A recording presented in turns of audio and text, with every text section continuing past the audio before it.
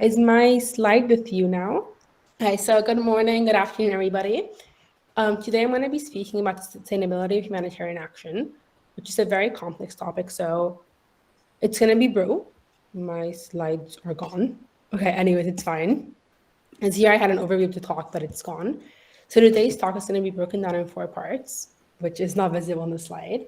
But firstly, we're going to talk about key terminology. And then I'm going to explain environmental and social impacts. Then we're going to move to the third part, understanding greening and regeneration of humanitarian assistance, a shift to localization. And then we're going to finish by looking at principles and solutions moving forward. So firstly, we start off with, what is humanitarian action? Humanitarian action is a very broad term, but it overall describes how to support people affected by conflict and natural disasters to save lives, alleviate suffering, and maintain human dignity during crises. It can take many different forms and has been conceived in many different ways over time. And the main aim of humanitarian action is to return to normal life and livelihoods. For example, provision of food, water, sanitation, shelter, and health services.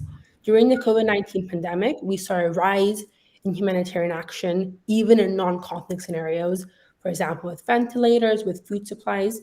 So humanitarian action does not have to always be during a war or during a natural disaster. It can also be during something like a COVID-19 pandemic. And it is very important to maintain livelihoods. Humanitarian action, though, is divided in 3 different levels. So firstly, the international level, which is bilateral and multilateral. So for example, the United Nations, NGOs, and all these very big international corporations, which we usually understand as doing development and humanitarianism. But also governments, international governments can support other governments by giving them food packages, by giving them money to support their moments of crises. And then we also have national level, where the national government of that country can help the provinces that are most vulnerable. And then we have local groups, so such as civil society, local villages, which can support exactly where the situation of crisis is happening. And this is very important, especially now we saw with the COVID-19 crisis, how we had to rely more on local groups instead of relying on these huge international organizations. And also it's very important to note that humanitarian action is usually short-term assistance, whereas usually development is long-term. So the thing is, because it is short-term, it can have different impacts on the environment, which we will address very soon in the presentation. So this slide here shows the different ways in which humanitarian action can work. So as I said earlier, humanitarian action can take many different forms. For example, health, logistics, nutrition, early recovery, education. So it is not just one thing, and these different perspectives often overlap and cluster together. This model here is called the cluster coordination, and it is one of the main models for humanitarian action and relief, because you can very clearly see how every single aspect intersects with each other.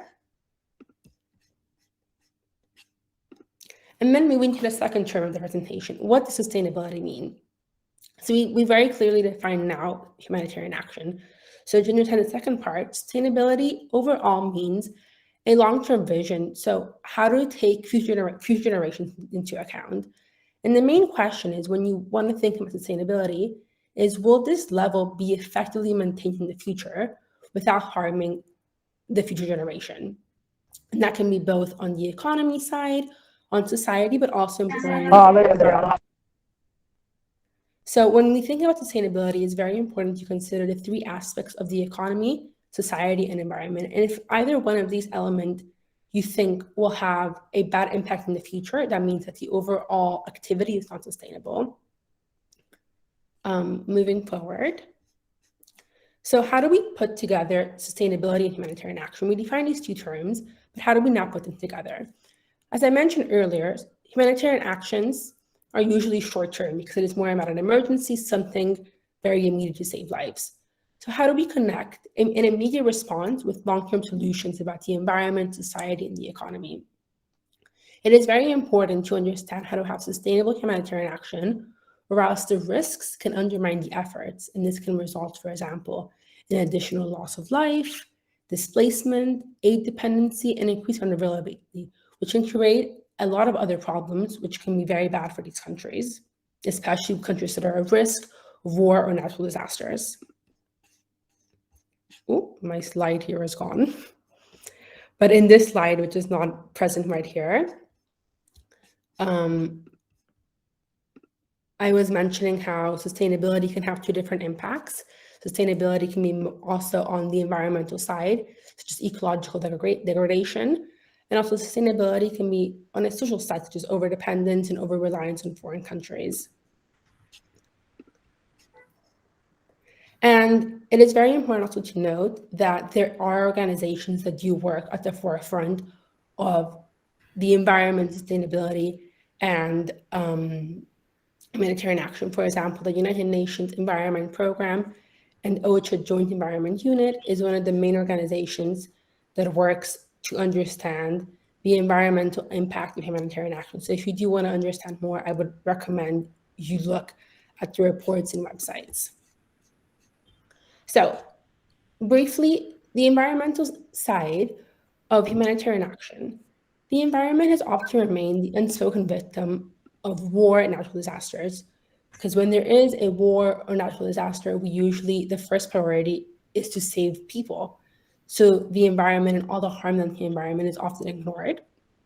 However, conflict and natural disasters can have huge impacts on the environment, and all this environmental degradation from humanitarian assistance can only aggravate and make the damage worse.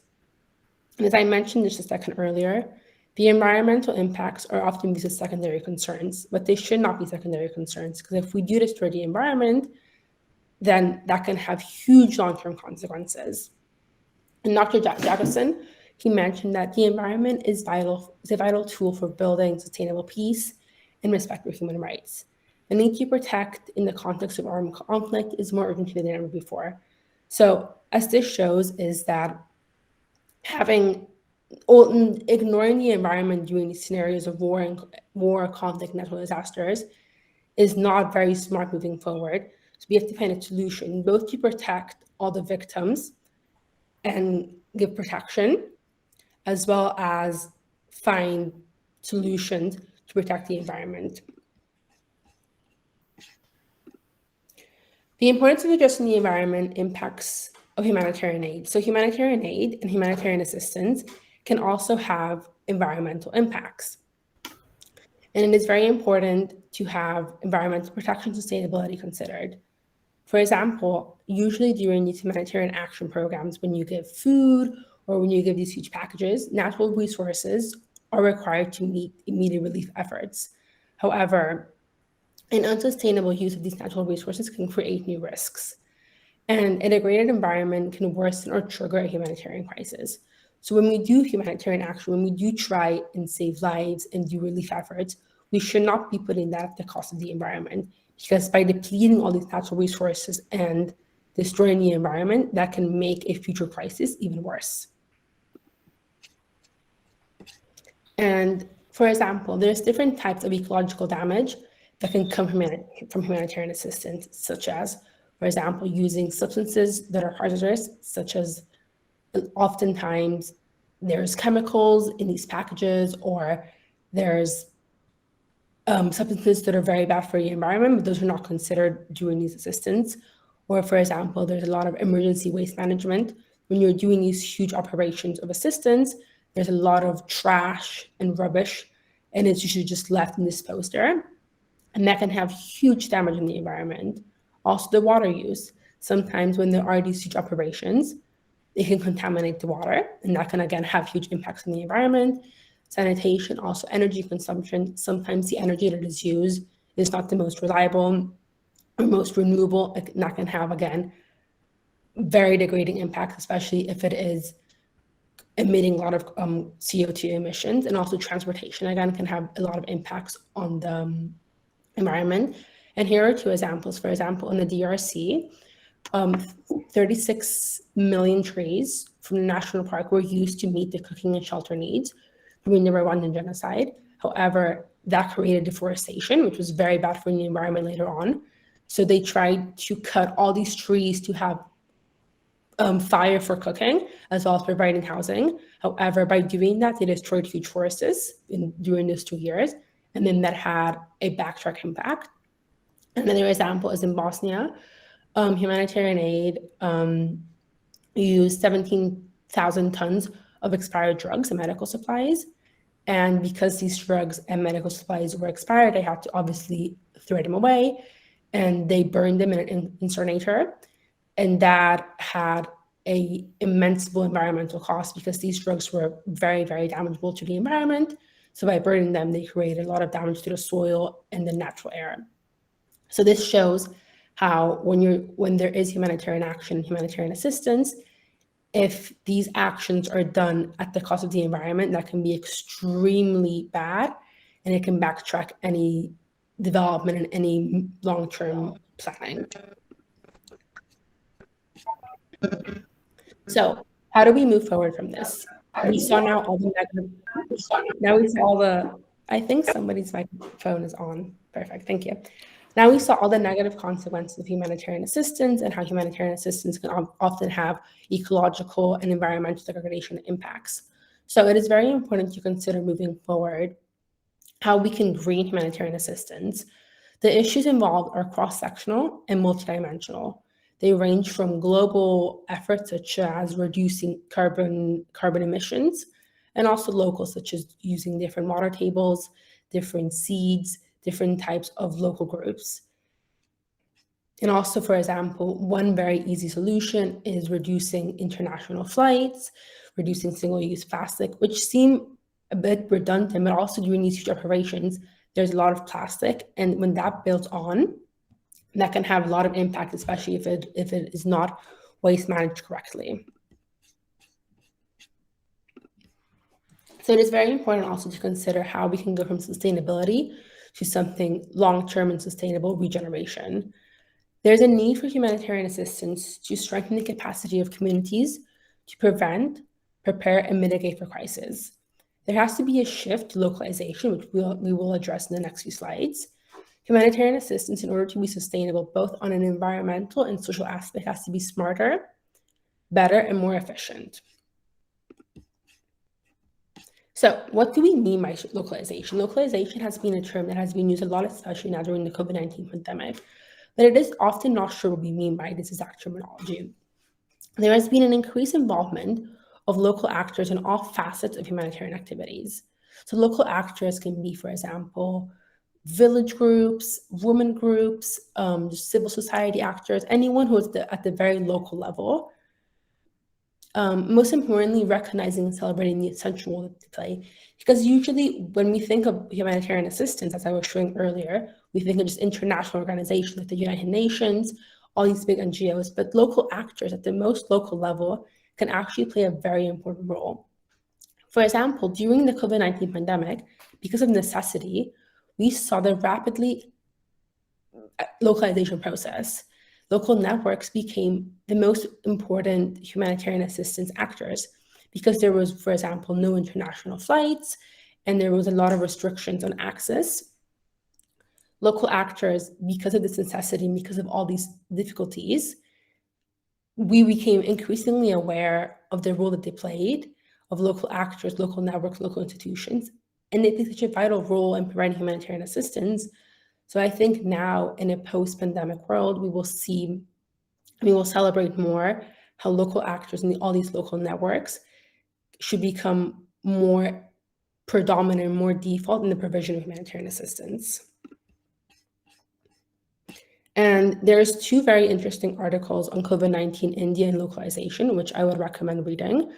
I put the names here, and these explain more how there is a shift now in the humanitarian assistance and relief efforts on focusing more on these subnational local groups, because by necessity, they're the ones who can provide assistance faster, provide understanding more what the village and local groups needs. So these are very interesting to read. And they're free access on Google Scholar. So in conclusion, it is very important to incorporate sustainability in humanitarian action, as it is key to making the system more effective and accountable. By accountable, we refer to who takes the blame. So if we're making something more sustainable, we have to understand that the blame is not always just of the country. The blame can also be from the international actors bringing in waste or bringing in practices that are not sustainable, both for the social side and from an environmental side. It is very necessary to have a shift in mindset to take place. And there's a few principles moving forward in order to have more sustainable, more community resilience, and more localization. It's important to restore livelihoods and trust. By this, we mean having a more mutual partnership between the higher levels, such as the international levels of the humanitarian assistance, and the more local levels. It is very important to engage and empower communities so that this we have more resilience and more sustainability. It is also important to reinforce, but not replace existing capacities and coping strategies. By this we mean if there's already a system in place on the ground in such a country that is in crisis, it's more important to reinforce and strengthen and fortify that instead of wasting more money and more resources on trying to build something new, which may also have more environmental damage and more just damage on the social side, because if you're not reinforcing something that's already there, it will create two competing systems, which will then create a very weak government and just an overall over-reliance. It's also important to leverage on existing comparative advantage and to take collective accountability. By collective accountability, again, we mean who is to blame if there's an issue. It's not just at local level, it has to be everybody involved. And it is very important moving forward, again, to rethink approach to sustainable humanitarian action, to include activities that promote early recovery, restore livelihoods, and strengthen capacities of the local community. So humanitarian action moving forward should not just be about food packages or shelter. It should be a more holistic approach to include anything from preparation to relief, and also how to strengthen the communities involved. And with that, I thank you for your attention,